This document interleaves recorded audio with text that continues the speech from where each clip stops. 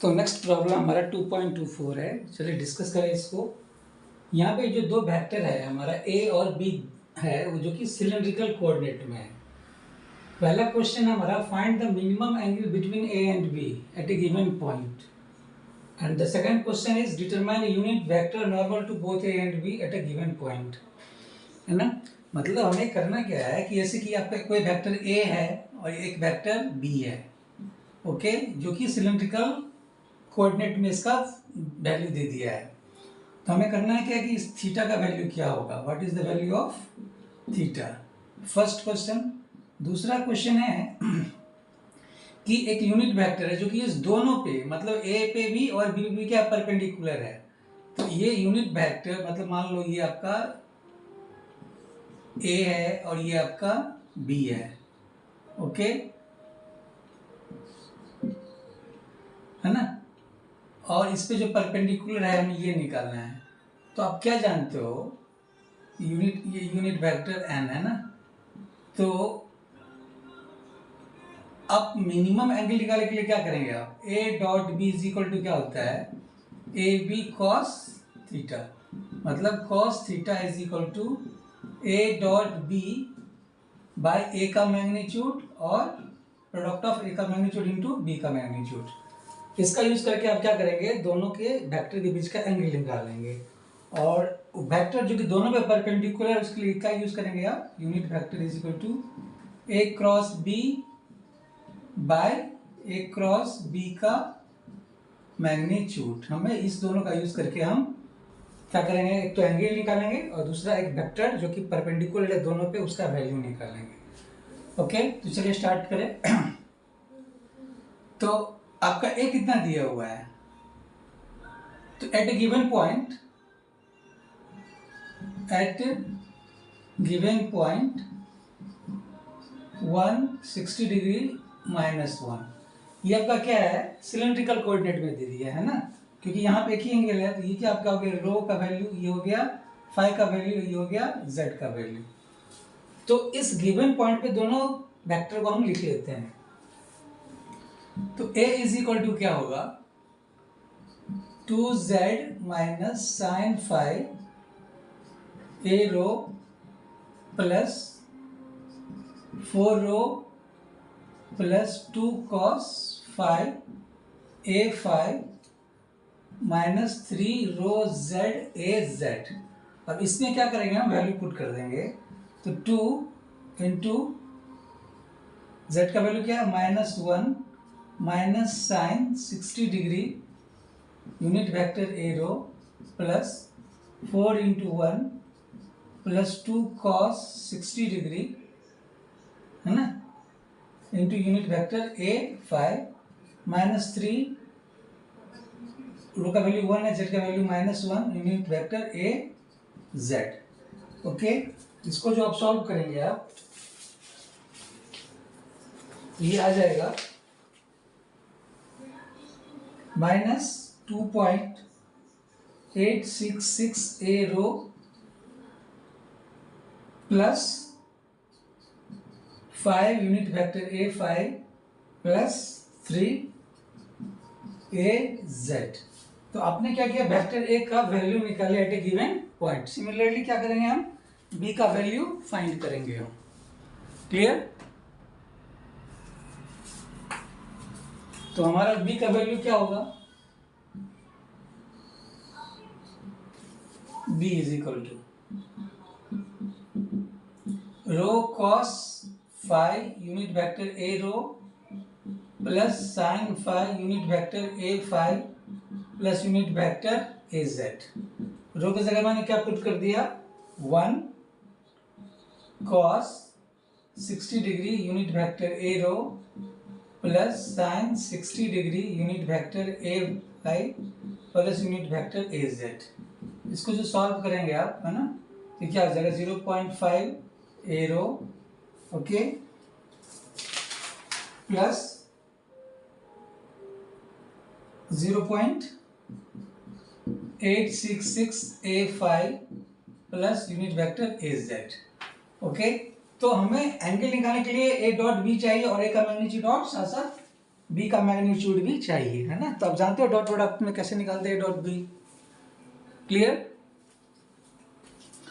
तो सबसे पहले इसमें क्या करते हैं, का मैग्नीट्यूड भी निकाल लेते हैं। का मैग्नीट्यूड क्या हो जाएगा, स्क्वायर रूट ऑफ -2.866 का स्क्वायर प्लस 5 का स्क्वायर प्लस 3 का स्क्वायर। ओके, इसको जो आप सॉल्व करेंगे, ओके, तो ये आ जाएगा 6.4972। सिमिलरली बी का जो मैग्नीट्यूड होगा स्क्वायर रूट ऑफ 0.5 का स्क्वायर प्लस 0.866 का स्क्वायर प्लस 1 का स्क्वायर, सॉल्व करेंगे आप तो ये आ जाएगा 1.4141। ओके, √2 मतलब ये आएगा, है ना। तो हमने ए का मैग्नीट्यूड निकाल लिया और बी का मैग्नीट्यूड निकाल लिया। अब ये जो ए डॉट बी क्या होता है ना, तो दोनों का जो सेम कंपोनेंट होगा उसको मल्टीप्लाई कर देते हैं। जैसे ए रो का कंपोनेंट क्या है, यहाँ पे 0.5 है, यहाँ पे ए रो का कंपोनेंट कितना, -2.866। मतलब क्या लिखेंगे आप, -2.866 multiply 0.5 plus 5 into 0.866 plus 3 into 1।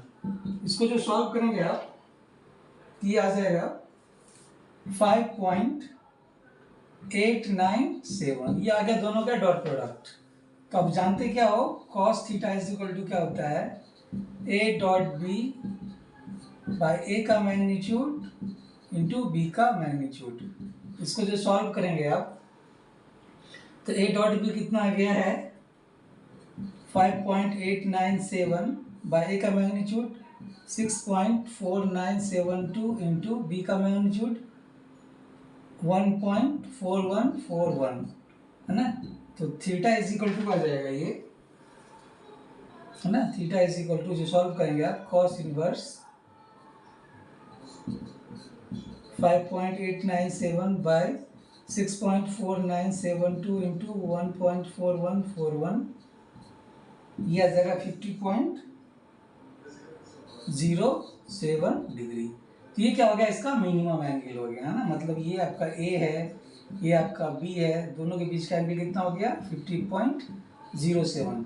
हालांकि इसका एंगल क्या, एक और एंगल क्या होगा 360 में से क्या करेंगे 50 माइनस 0.07, तो मैक्सिमम एंगल हो गया। हमें पूछ रहा है क्या, मिनिमम एंगल, है ना। तो ये आपका मिनिमम एंगल हो गया, क्लियर। अब जो नेक्स्ट क्वेश्चन हमारा क्या है, यूनिट वेक्टर जो कि दोनों पे क्या हो, परपेंडिकुलर हो, है ना। तो सबसे उसके लिए क्या करेंगे हम, ए क्रॉस बी का वैल्यू फाइंड करेंगे हम, क्लियर।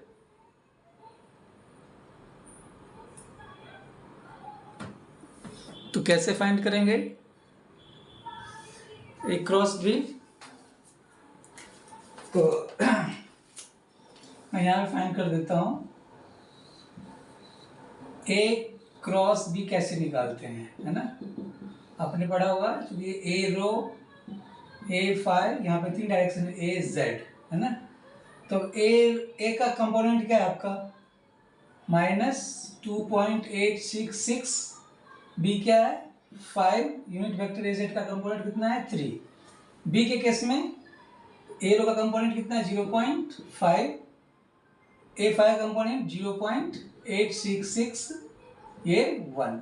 ओके, सॉल्व कैसे करते हैं यहाँ पे, जैसे ए रो को मैंने लिया, ए रो को हटाया तो क्या हो जाएगा, ये 5 minus 3 into 0.866 minus unit vector A5 को इधर ले लिया तो -2.866 into 1 minus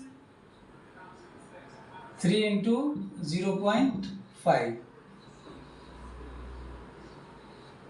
plus AZ, unit vector AZ को ये आ जाएगा कितना -2.866 इंटू 0.866, है ना, -5 इंटू 0.5। इसको जो आप सॉल्व करेंगे आप, है ना, सॉरी यहाँ पे मैं आपको बताता हूँ। चलिए हमें नेक्स्ट क्वेश्चन क्या है, determine unit vector normal to both and B at given point. तो मैंने यहाँ पे एक चीज़ गलत कर दिया, क्योंकि हम जो निकाल रहे हैं हम इसी पॉइंट पे नॉर्मल वेक्टर निकाल रहे हैं, जबकि हमें निकालना क्या है इस पॉइंट पे। तो हमें क्या करें, इसको मैं फिर से ये सॉल्व कर रहा हूँ। ओके, तो नेक्स्ट क्वेश्चंस के लिए इसको मैं मिटा दूँ। ओके, तो इस सबको मैं मिटा देता हूँ। हाँ,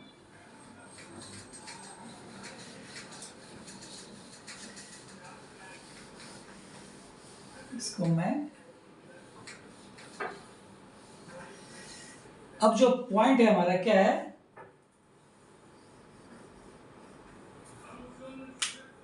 वन 90 डिग्री एंड 0।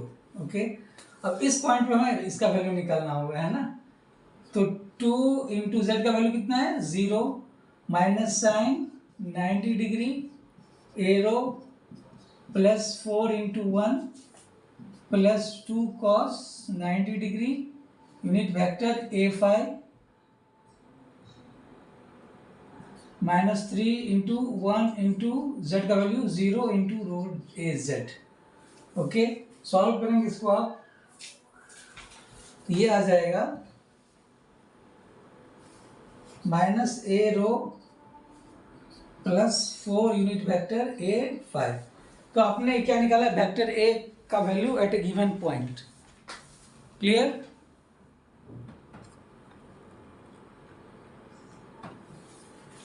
सिमिलरली क्या करेंगे, हम बी का वैल्यू निकालेंगे, है ना। तो रो कितना है, 1 cos 90 degree unit vector a rho plus sine 90 degree unit vector a5 plus a z.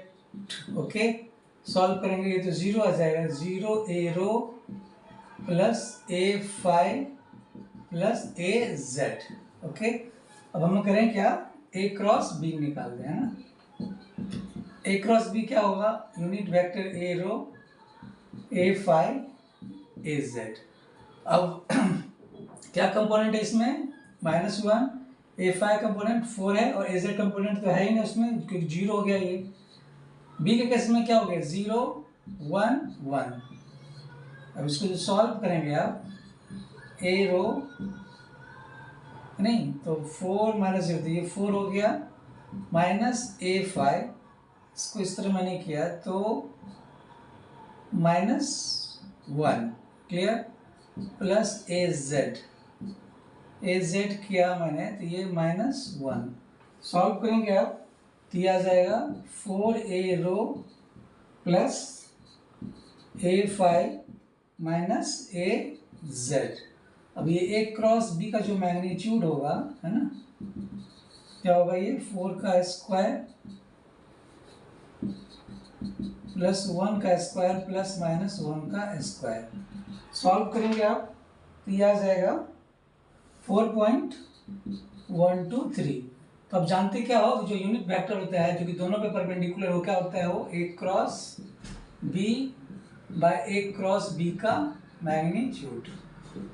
तो a क्रॉस b कितना आया है, ये 4a rho plus a5 minus a z by a cross b का मैग्नीट्यूड 4.123।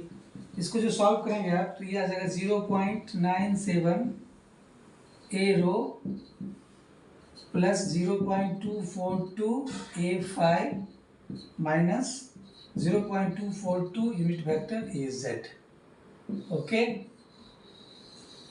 तो ये जो वेक्टर है यूनिट वेक्टर, जो कि क्या दोनों पे क्या है, ये परपेंडिकुलर है, मतलब ये a है ये b है, इसके बीच का एंगल था थीटा, और ये जो यूनिट वेक्टर है n है, ये दोनों पे क्या है, ये परपेंडिकुलर है। ओके, आशा करते हैं आपको समझ में आया होगा। Thank you.